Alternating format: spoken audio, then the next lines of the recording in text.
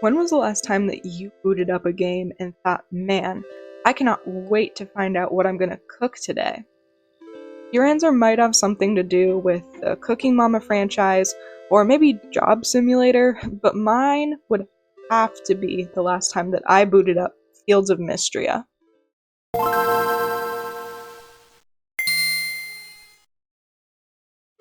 Cello there! After I played the Fields of Mistria demo on Steam, it became one of my most anticipated releases of 2024. It's a unique and whimsical farming sim with super addictive gameplay, a gorgeous visual style, and a big cast of lovable NPCs. I've enjoyed every minute of it so far. But there was one thing about the game that jumped out at me as I started playing through it. Something that I was shocked that I liked so much. And that thing was the cooking mechanic. It wouldn't leave my head. Why did I like the cooking in this game so much, even though it consists of only about 2.5 menus, when cooking systems in other similar games really didn't hook me? It turns out that those 2.5 menus had so much to the game. After a lot of thinking, I came up with 3 broad characteristics that I think make cooking in Fields of Mistria what it is.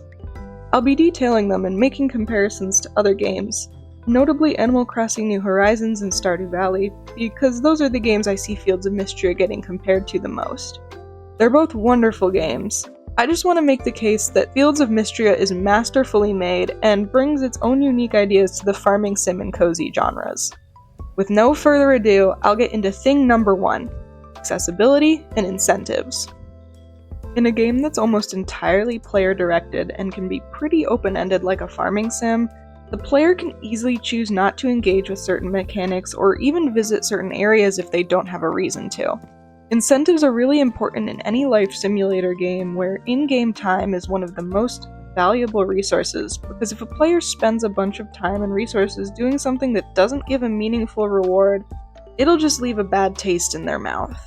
Incentives and rewards can come in a lot of forms, ranging from unlocking new materials or abilities, progressing the story, giving the player money, or, my favorite, increasing your relationship with your favorite romanceable or non-romanceable NPC. And of course, this all rests on the player being able to engage with the mechanic in the first place. They can't enjoy a feature of the game they're playing if they don't know it exists or if they don't meet all the requirements to access it.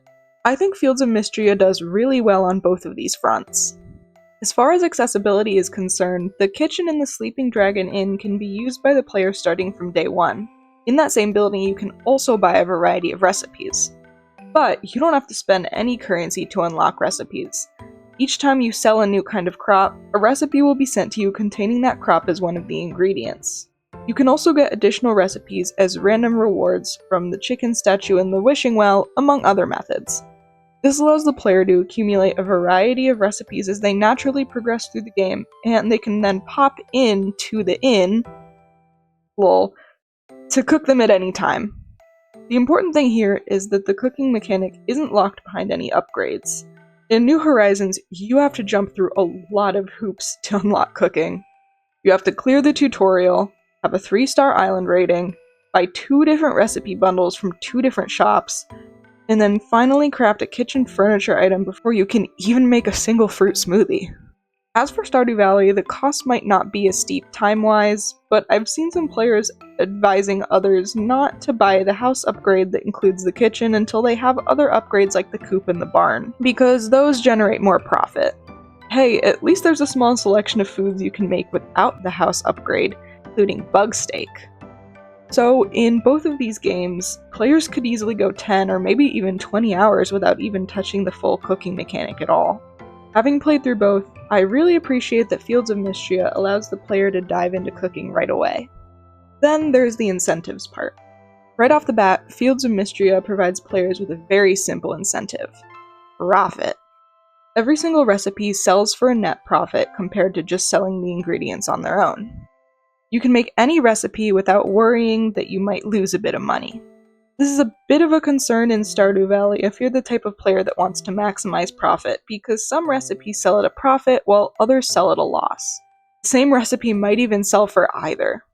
Sashimi, one of the recipes that you can also make without the kitchen upgrade, sells for 100 gold. If you catch a fish worth less than 100 gold, you can make a profit by turning it into sashimi, but you'd lose money if you did the same with a fish worth more than 100 gold. New Horizons is, thankfully, slightly more consistent with cooked food being more profitable than the raw ingredients. Apparently curry is where it's at when it comes to making fat stacks of bells. In both games, cooked food can be given as gifts, but it varies quite a bit as to whether or not they're better gifts than other items that are quicker and easier to obtain. Broadly, Fields of Mistria's cooking system is easy to access, minimizing the barrier to use, and offers the player the straightforward prize of more profit in exchange for a small time investment. But it also offers the player other additional incentives and rewards as they invest more in the cooking skill and unlock perks, which I'll now be talking about in detail as part of thing number 2, progression. A good progression system encourages more engagement throughout a playthrough and creates a really satisfying sense of accomplishment. There's nothing like the dopamine hit of reaching a really high level that you wanted after grinding it out for a while. Skill progression in Fields of Mistria comes in the form of leveling up your skills, which then unlocks various perks, which are upgrades and quality of life improvements you can buy with a currency called Essence. I'll talk more about Essence later. You start out with 4 perks to unlock for each skill, and more become available to unlock as you level up that respective skill. Cooking skill perks provide quality of life improvements and a variety of bonus buffs and resources. For example, the time to eat perk reduces the amount of time it takes to cook all recipes. Waste Not, Want Not, and Dinner for Two are 2 perks that give you the chance to get extra ingredients or an entire extra dish respectively after you've cooked a recipe. You can also unlock the chance to create dishes with different infusions, which grant certain buffs, like stamina restoration over time, or rewarding more friendship points than normal when gifted. These perks create new fun and dynamic uses for your cooked dishes. My favorite perks are the time to eat perks and its upgrades, which let me fit in a lot of cooking at the end of the day since the time it takes to cook some dishes can be reduced all the way down to 0 minutes. I also like keeping dishes with the stamina restoration infusion in my inventory for when I need them, which is often when I'm in the mines. I have to acknowledge that Fields of Mistria didn't come up with all of these ideas. Stardew Valley has recipes that give you certain skill-related buffs like pumpkin soup, spicy eel, and coffee, which are popular food items to take into the Skull Caverns. That connection between cooking and dungeon delving is really fun, but it only applies to a few dishes. I think that it's noteworthy that the cooking skill gets the same amount of upgrades and progression as the other skills that might be considered more central to a farming sim like farming, ranching, and fishing. This progression system rewards players for investing time into cooking even beyond the guaranteed profit, including reduced time cost, extra items, and a higher chance to find rare forageables. You can also choose to unlock perks in whatever order you want, so you can focus on unlocking the upgrades that you find the most exciting first.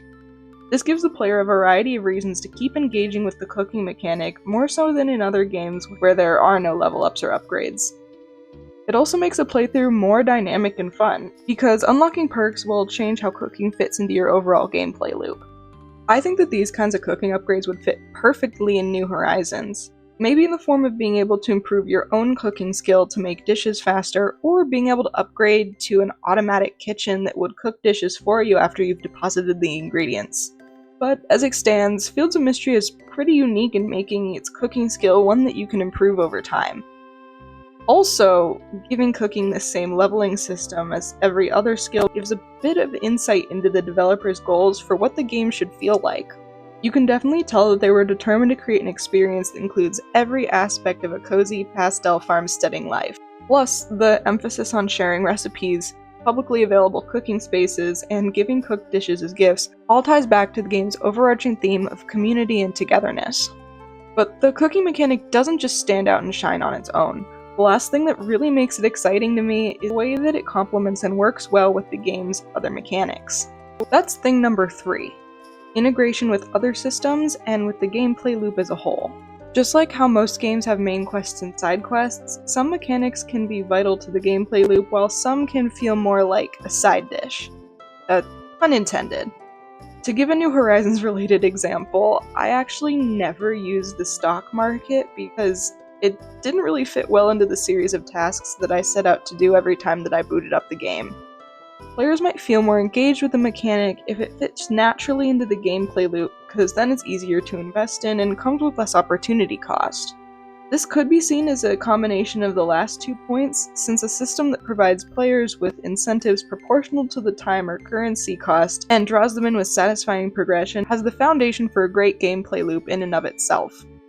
I think Fields of Mistria goes above and beyond in linking the cooking mechanic to other skills and common tasks that you'll be doing during a playthrough. You can find forageable ingredients, fish, and even new recipes everywhere you go, and that includes the mines. And that's on top of the recipes you'll already be able to make with the crops that you've planted on your farm. Plus, since every crop is associated with a recipe and all cooked food sells for profit, cooking fits perfectly into the core loop of farm-based gameplay that can go something like this. Buy the seeds of your choice, plant your crops, grow your crops, harvest your crops, cook your crops into dishes, profit, and then back to buying seeds. Even though the cooking part is optional, if you want to engage with the mechanic, you're guaranteed a return on your time investment. And even that time cost becomes more and more minimal as you unlock more perks, making the whole loop even more seamless. It's really satisfying. On top of that, dishes with special infusions help you in a lot of different gameplay aspects that are seemingly totally unrelated to cooking itself, like traversing the map, clearing the mines, cleaning up your farm, and raising friendship levels with NPCs. And then we have Essence. Yeah, that currency I mentioned earlier that you use to unlock perks. The way you get Essence is by using any skill. Planting or watering crops, fishing, feeding your animals, breaking ore in the mines. Pretty much any task you do in this game has the chance to give you Essence. And once you have that Essence, you can spend it on perks of any skill. Essence you earn from fishing isn't just limited to fishing perks, for example. This might seem like a really simple detail, but it does so much for making the progression system more flexible. This allows the player to engage with the cooking mechanic as much as they want, whenever they want in their playthrough. For example, if someone doesn't like the amount of time it takes to cook dishes, they can focus the entirety of their attention on other skills and return to cooking once they've saved up enough essence to unlock a perk that reduces the time cost. You're not locked into a loveless grind to improve a skill that you don't like using, and the player is able to almost passively collect resources that can be invested in cooking later if they so choose. And even if you do choose to invest in the cooking skill from the beginning, it's even further enhanced by simultaneously engaging with the other skills, which will net you more currency and resources. For example, if you unlock the perk that gives you a higher chance to find rare forageables, a lot of forageables can also be used in crafting recipes. That's right at the core of what I love about the cooking mechanic in this game. It's intertwined with every other aspect of farming life. It's allowed me to enjoy farming, fishing, and slaying monsters while also feeling like I'm a confectioner running a cute cafe that sells scones and tangulu. And that's an experience that I've never had in a farming game before.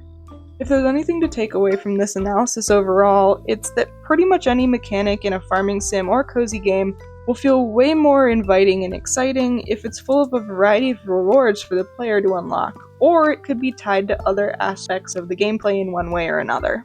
When this magnificent power is used for cooking, it creates some impeccable cozy vibes. Fields of Mistria combines this wide array of wonderful dishes, the fun progression system, and engaging and cohesive gameplay in a way that feels really unique and exciting. The fact that the devs decided to put this much effort into building just the cooking mechanics says a lot about the hard work and attention to detail that's been put into the game as a whole. I can't wait for more major updates to come out, and to see if any other new releases grace us gamers with more cozy cooking in the future. Hey, thank you for watching to the end, and be sure to stay hydrated. If you like what you saw or heard in this video and haven't played Fields of Mistria yet, you should definitely give it a try. If you're a seasoned Mistrian farmer, then you should tell me your favorite things about the game in the comments. That connection between cooking and